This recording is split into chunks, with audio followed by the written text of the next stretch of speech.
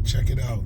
I don't know why I need so much light, but leaving early in the morning, it is what it is. Sci-Fi Express Lane, Jeff Carroll, ready to knock it out. You know what I'm saying? Talking about, what are we talking about? Or how do I say it? Kind of seeing your stories in a attraction like Disney or Halloween Horror Nights like Haunted House or Haunted Hayride or something like that. I actually don't know what to call this. I know what I want to talk about because people were asking me. I went to Halloween Horror Nights a couple of days ago, and people said, yo, how was it?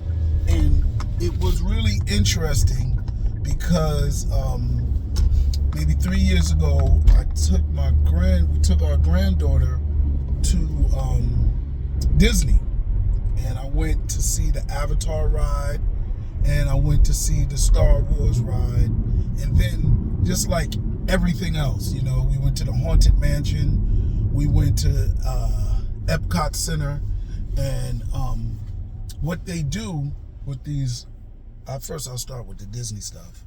What they do is they bring out various elements of your story. So many of these rides started off as movies.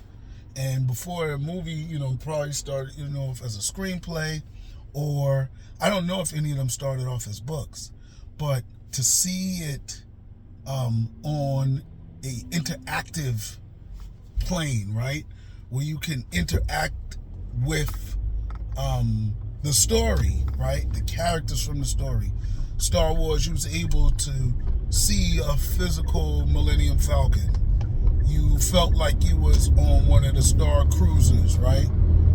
Avatar was like you was riding on one of the Dragon type joints. They had that experience. And so when I went to Halloween Horror Nights, I had been to haunted houses. I've never been on a hayride, but I've been to haunted houses, various places. I actually thought about selling my books to a haunted house, offering to write a comic book of a haunted house that, you know, took all the elements that they was putting in the haunted house and writing a comic book story to it. Now, I think that is great. It's a really cool idea, but it's a short production, you know, because many of these horror haunted house little joints, they don't think of them a year in advance. Many times they have elements, but they bring it together somewhere in a matter of months. And that's a really tight window for even a 25 page comic book. So that is a really hard thing to do. Now with the Halloween Horror Nights, they're taking existing movie brands and making an experience out of that. It's the best way to say it, is an experience. And I think that's interesting. But I think for me, like I went to Insidious, we went to everything pretty much they had. I didn't go to The Quiet Place, and I didn't go to Ghostbusters. Kind of should have gone to Ghostbusters, but my family wanted to be scared, and Ghostbusters isn't a scary movie, so it would have just been something for the kids, and I guess they want to get stuff for the kids because there are people that bring their kids with them. But when you go to something like Insidious, the Insidious movie has scenes where you might cover your eyes, or you might just move past, and I don't know what people are going to horror movies for. I think there's a lot of things that people go to horror movies for. Yes, people go to get scared, no doubt. And I think that is the misconception, that people only go to horror movies to get scared. Yes, they do. but they also like stories, and they also need a story to make sense. The killer has to make sense. I think sometimes stories go unappreciated. And when I went to the Insidious ride or experienced the walkthrough, right? Tour, whatever you want to call it, it didn't seem like it made sense, right? It had a theme, no doubt. The people in it were real people, and they represented the story very well, or the movie very well, but the experience itself, kind of, you're just walking around and things are jumping at you that look like characters from the movies, and, the rooms are taken from scenes in the movie, but I don't know, Now, for instance, the Haunted Mansion, right? In the Disney experiences, they're more secure. It's not, temporary walls that are put up. They're not temporary drapes. Everything is secure to the wall. You've seen it for a while, and horror works well because if it gets dusty, it looks like it's part of the scene. You know what I'm saying? However, some of them look so secure that they look like you're walking through a museum. However, that said, the Disney attractions have a narration. They are taking in consideration that people might not have seen the movie. People may not have seen the movie in a long time. Haunted Mansion came out a long time ago, before the Eddie Murphy or the Keith Daniels joint. Came out years ago when I was a child, and when I went to the ride, I think the Lakeith joint was just in my mind, or the Eddie Murphy one, and I think they tried to update it, but it was still very similar. However, it had a narration throughout the experience, and that framed everything that you was experiencing. And in the Halloween Horror Nights, it's just jump scares. And to me, it feels like a bunch of scenes that don't come together. And while I felt that Insidious could be considered the best one, it was not because it was because of the lighting and the way they structured the experience. Things jumped out and you didn't know they was coming. But none of them, were on all cylinders, everything. You know what I'm saying? I think Disney, which is really only one of them, was the Haunted Mansion that was scary. I enjoyed that more.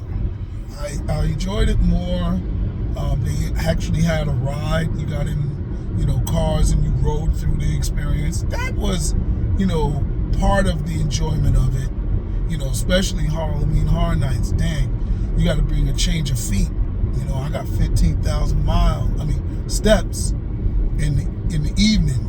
At least 10,000 at the park if I did my regular 5, and that's exhausting. And that exhaustion definitely takes away from the experience. That's why I think people go on multiple days, because to try to do everything in one day, you're going to get tired, and that is a factor. You know what I'm saying? And Disney, shoot, you're walking longer, but you already know you got to take a couple of days for the Disney, and the rides. Every ride has a long wait, 60 minutes. That's a long time to be standing and playing the little flip games, the flip charades or whatever it is on your phone, and talking. It's probably really good for a first date, but damn, if you get into an argument or you get on each other's nerves, it's a wrap. You don't waste all your money, mostly because more than half of your experience is online. I mean, if any of those walkthroughs took more than 10 minutes, right, I'd be surprised. Might have been 10 minutes. Might have a good solid 9, but it wasn't 15, it wasn't 20, and we was on the line for no less than 40 minutes. Every ride was 3 times to 4 times longer online than the actual walkthrough. Now, yes, I didn't get the pass, and maybe the pass will move faster and be easier on your feet. So next year we'll do the express pass, but you probably have to build that in. And the express pass people weren't just walking right in. They still had maybe a 10-minute, maybe 20-minute wait. I don't think it was 20. They may have had a 10-minute wait. So it does cut things down a lot. And I just needed to put that in there. But then they have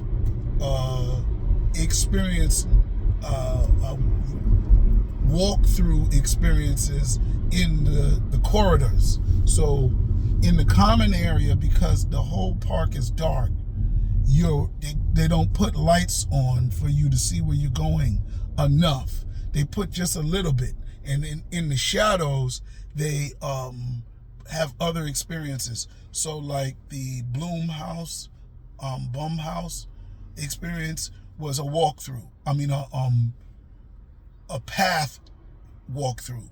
It wasn't in a building. You would walk down walking down the street, and you would see Megan, and Megan's there for you to take pictures, and various other characters from their movies. But that was fun. You could take a picture, and it was nice that somebody was really cosplaying these characters. But that was that. Sometimes on the ride line, they would project trailers from the movies. And that was cool, but I would have liked them to utilize that opportunity to create some original programming, right? Maybe give us a behind-the-scenes look at one of the movies, right? Give us an interview with the writer. Give us, I don't know. I mean, I'm giving them ideas, but what I'm saying is I wanted something from that. And maybe a narration on the ride he was going to go through. You know, write an original story. Like in the Spider-Man ride, there's another story that takes place in the ride that you're going to go through. It's not the Spider-Man movie. Same thing with the Kong ride, Jurassic Park. Those rides, even the Avatar ride, is a different story. The Star Wars ride is a different story. It's based in the universe. It has the same characters, but you know, I think that one of the Star Trek rides was she was on the Millennium Falcon, and that eating monster got loose that was in Solo, and that was cool. But it was an original story, so it was engaging like that, and it had a story. So that's all I'm saying with these horror nights. Give me more than just jump scares. I'm with the jump scares, but bring in a writer.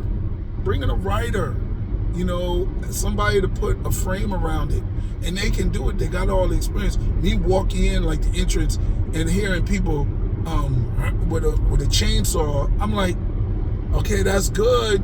You know what I'm saying? But frame the whole horror night. Put a whole story around it. You know, somebody, the Grand Wizard, made that all of the horror movies became real, and now they are out to get you. You know what I'm saying? What you saw on screen is now in the real world. It's some type of Doctor Strange type joint. You know, beautiful. A genie in a bottle brings all these horror monsters. The Grim Reaper, whoever. Somebody got some magical powers. I was walking in the entrance, and the cosplayers is doing the chainsaw, and I thought I couldn't see them, or I hadn't seen him at the time, I thought it was somebody with a wheelchair that had put sound effects on their wheelchair, because there was a bunch of people in wheelchairs. So I looked to my right. I was like, oh shoot, somebody in a wheelchair. So anyway, last thing I'll say is, yeah, it was a different audience than what I see in the movies. Very white, and I think there are black people that enjoy these movies, but I think people of color, there was Latinos, but those was white Latinos. I'm there with a black family, but I'm just saying, what I saw was really white. It's Disney don't even get that white. And I'm thinking, first thing I thought is maybe they do like the gory parts of the movie more than black people do. And that's a factor, that's a thing. I don't go for gore porn. I like the story. I like Poltergeist over Saw, and a lot of people see things differently. Anyway, maybe I'll do a whole blog on that. But thank you. Like, subscribe, share, and comment. Deuces.